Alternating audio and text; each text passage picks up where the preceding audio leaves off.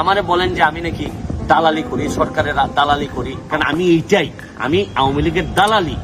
সারা জীবন আপনাদের জন্য বিভিন্ন ভাবে প্রতিবাদ করে অনেক কিছু হারাইছি জীবনে। বাংলাদেশে ভালো মানুষকে তো আপনারা জন্মাইতেও দেন না, আপনারা বাঁচতেও দিবেন না।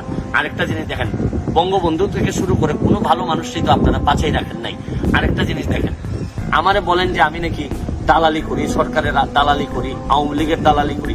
আমি কিন্তু আপনাদেরকে স্পষ্ট করে বলছি, খারাপ সময়ে আমি আওয়ামী লীগ ছাত্রলীগ করা ছেলে।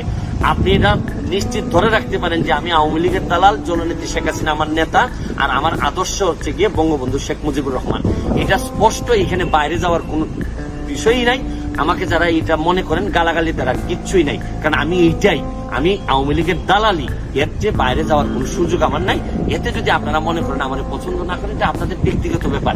আমি আপনাদের যে কোনো পছন্দ অপছন্দকে আমি সম্মান করি, তবে আপনাদের প্রতি একটাই অনুরোধ, আমার জীবনে সারা জীবনটা আমি শুধু